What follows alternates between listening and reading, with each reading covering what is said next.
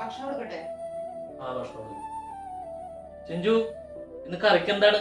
കറി പരിപ്പ് കറിയും മുളക് മന്തി. എന്റെ പൊന്ന് ചിഞ്ചു, എല്ലാ ദിവസവും ഈ കറി തന്നെയാണ്. നമുക്ക് പുറത്തു പോയി കഴിക്കാം. പുറത്തൊന്നും പോയി കഴിക്കണ്ട, മുട്ട രണ്ടെണ്ണം ഇരിക്കുന്നുണ്ട്, അത് ഞാൻ വറുത്ത് തരാം. ഞാൻ പറയണത് ഞങ്ങൾ കേട്ടാ മതി. എനിക്ക് അല്ലെങ്കിൽ തന്നെ ഇഷ്ടമല്ല നീ ഉണ്ടാകുന്ന കറിയും. പുറത്തു പോയി കഴിക്കാം. പെട്ടെന്ന് റെഡിയായി, പിള്ളേരെ വിളിക്കും. പെട്ടെന്ന് പോവാം. പെട്ടെന്ന് റെഡിയായി, പിള്ളേരെ വിളിക്കും. സോണിച്ചാ, നിങ്ങളിപ്പോ ഈ ഭക്ഷണം വേണ്ടാന്ന് പറഞ്ഞില്ലേ? ഈ ഭക്ഷണം തീന്മേശയിൽ എത്തുന്നതിന് മുമ്പ് എത്ര മണിക്കൂർ ഞാൻ അടുക്കള കിടന്ന് കഷ്ടപ്പെട്ടിട്ടാണ് അത് ഇവിടെ എത്തണേന്ന് അറിയാമോ? ഈ ഭക്ഷണം എന്ന് പറയുന്നത് ദൈവത്തിന്റെ ഒരു അനുഗ്രഹം കൂടിയാണെന്ന് എന്റെ അമ്മ എപ്പോഴും പറയാറുണ്ട്.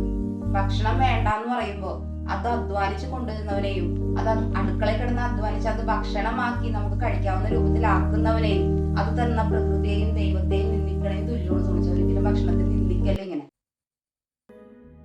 ആയിരങ്ങളുണ്ട് തോന്നിച്ചാ ഒരു നേരത്തെ ഭക്ഷണം കിട്ടാണ്ട് വിഷമിക്കുന്നവര്, വിശപ്പിന്റെ വില അറിയുന്നവര്. ഒരു നേരത്തെ ഭക്ഷണം കഴിക്കാൻ വേണ്ടി നമ്മൾ 4 പേരും കൂടി പുറത്തു പോകുമ്പോ എത്ര രൂപയാവുമെന്ന് നിങ്ങൾക്ക് വല്ല നിശ്ചയമുണ്ട്? ആ പൈസ ഉണ്ടെങ്കിൽ നമുക്ക് ചിലപ്പോൾ ഒരാഴ്ചത്തെ നമ്മുടെ വീട്ടിൽ നടന്നു പോകും. അതുകൊണ്ട് എന്തിനാ ഈ പാഴ്ചെലവ് ഉണ്ടാക്കുന്നത്? നമ്മുടെ വീട്ടിലുള്ള ഭക്ഷണം കഴിച്ചൂടെ?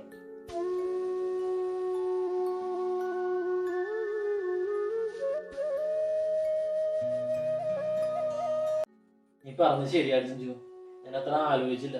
ഒരു കാര്യം ചെയ്യും, ഭക്ഷണം കൊടുക്കും.